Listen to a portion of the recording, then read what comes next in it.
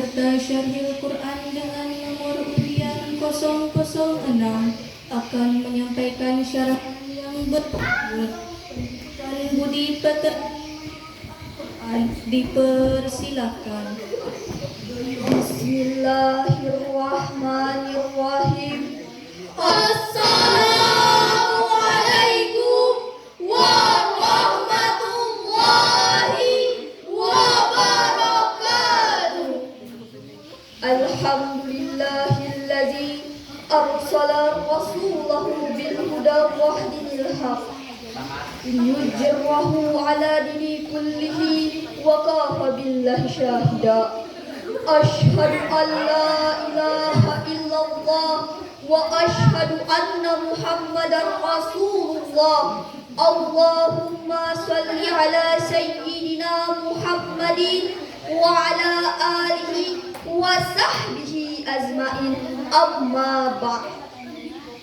Yang terhormat Dewan Juri yang arif dan bijaksana, hadirin kaum muslimin sebangsa dan setanah air yang berbahagia, serta teman-teman sekalian yang kami banggakan.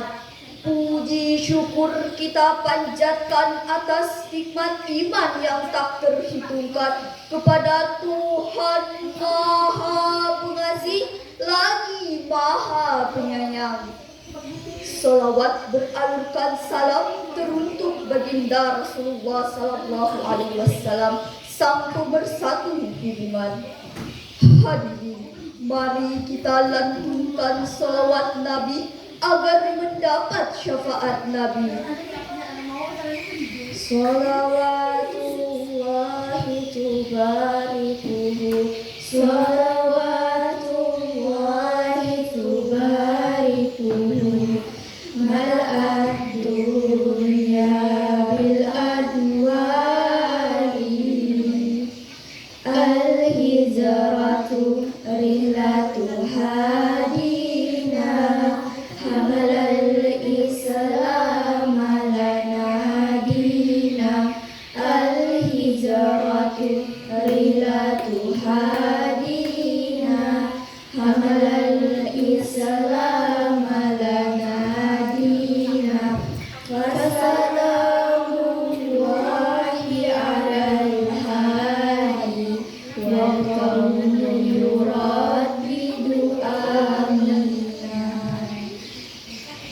Hadirin yang dirahmati Allah, pada kesempatan yang penuh ukhuwah ini, izinkanlah kami menyampaikan musabaqah Syarhil Quran yang bertema Pendidikan Budi Pekerti menurut Al-Quran.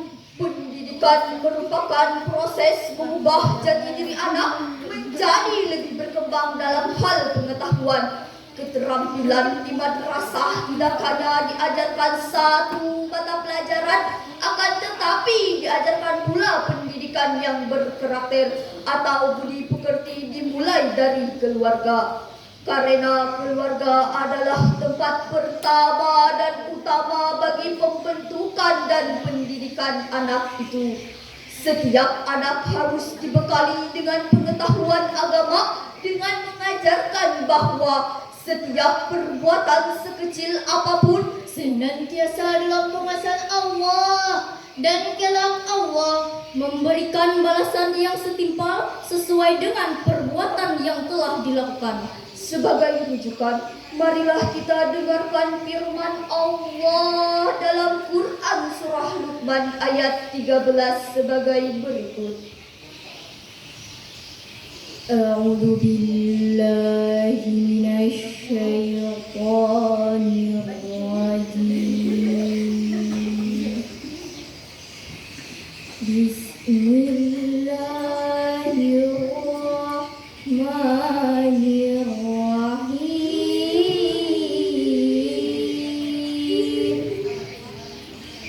Wa idh qala Luqmanu libnihi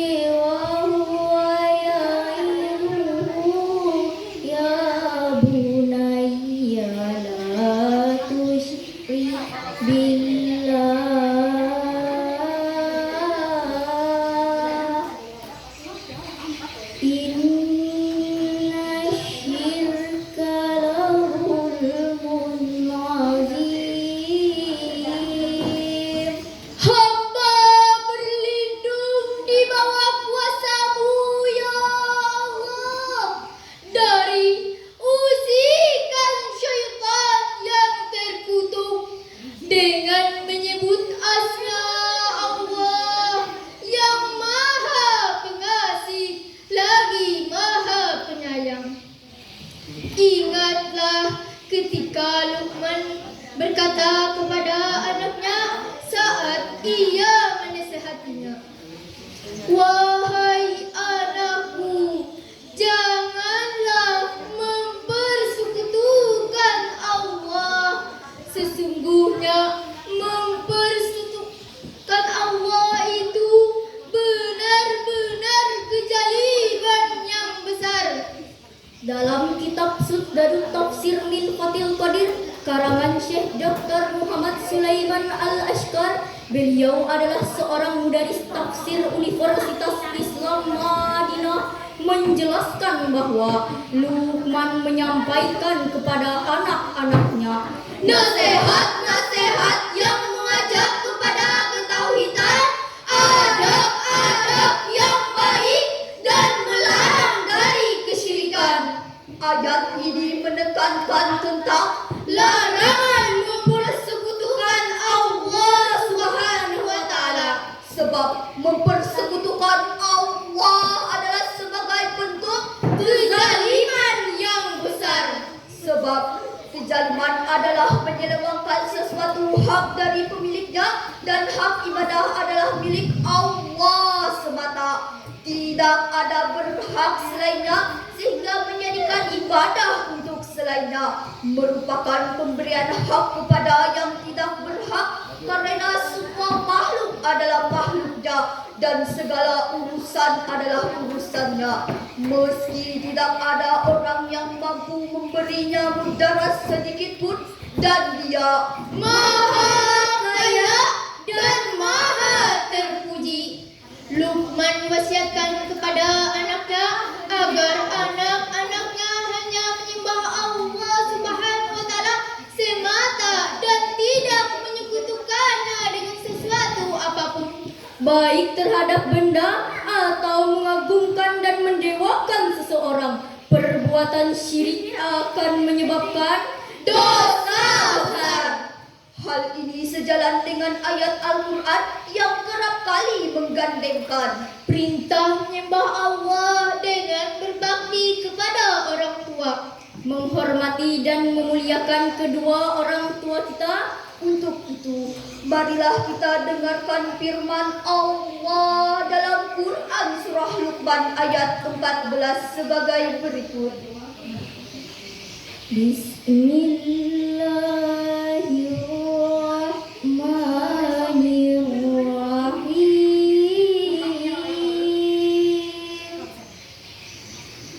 Wa wassaynal insana biwalidayhi hamalathu ummuhu wahnan ala wahnin wa fisaluhu fi amayn wa fisaluhu fi amayn anishkur li wa liwalidayhi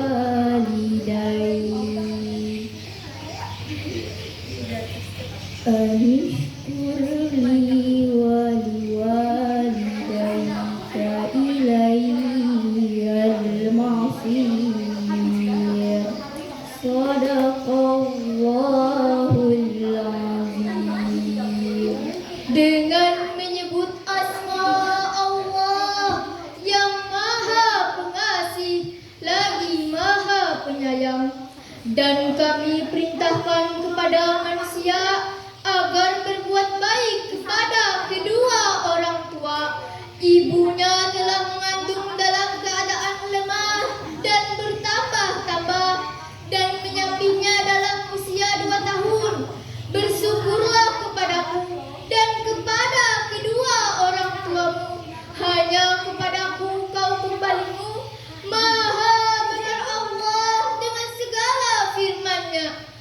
Sebagai seorang anak yang telah dilahirkan dan dirawat oleh kedua orang tua kita, sudah seharusnya kita menghormati dan memuliakan mereka. Ketika kita sedang berada di dalam kandungan, betapa banyak sekali penderitaan yang dialami oleh ibu kita. Jerih payah beliau berlanjut saat menjaga anaknya sepanjang siang dan malam serta mendidik anaknya. Ingatlah, jangan pernah durhaka kepada kedua orang tua kita. Hadirin yang dirahmati Allah, Rasulullah Shallallahu Alaihi Wasallam menegaskan agar seorang anak mendahulukan perbuatan baiknya kepada sang ibu, berbakti kepada kedua orang tua, terutama kepada sang ibu yang telah mengandungnya dalam keadaan lemah dan payah yang semakin bertambah. Seiring bertambahnya usia kehamilan, lalu ia menyusui dalam 2 tahun, bukan karena seorang ayah yang tidak berhak mendapat hak bakti dari sang anak, namun jika dibandingkan beban oleh keduanya, maka beban ayah tidak sebesar beban ibu. Tanpa bimbingan dan kasih sayang yang diberikan oleh kedua orang tua kita, kita tidak akan sampai pada titik saat ini. Namun, lihatlah di luar sana, sudah banyak sekali kasus kekerasan yang dialami orang tua dalam rumah tangga. Kasus kekerasan tidak hanya dialami oleh seorang anak, namun dialami juga oleh orang tua. Di Indonesia sendiri, kasus kekerasan sudah terjadi. Contohnya, Di tahun 2020 ada seorang anak yang memukul kepala ayahnya sampai babak belur. Karena apa? Hanya karena ayahnya menasihati agar bangun lebih pagi dan menendang kepala ibunya. hanya karena ibunya tidak memberikan uang yang diinginkan oleh sang pelaku. dalam tafsir Asyaid karangan Syekh Abdurrahman bin Nasir As-Saidi, beliau adalah pakar tafsir 1400 Hijriah, menjelaskan, berbuat baiklah kepada orang tuamu dengan perkataan yang lembut, ucapan yang santun, bersikap rendah hati kepada mereka, Menghormati dan memuliakan mereka, memberi mereka belanja dan menjauhi perbuatan buruk terhadap mereka dan segala sisi dengan perkataan dan perbuatan. Dari uraian yang kami sampaikan dapat kita ambil kesimpulan. Pertama, orang tua harus mendidik anaknya untuk bertauhid kepada Allah Subhanahu wa taala. Kedua, larangan berbuat syirik karena syirik termasuk dalam bentuk kezaliman yang besar. Ketiga, seorang anak wajib berbakti kepada orang tuanya, terutama kepada ibunya.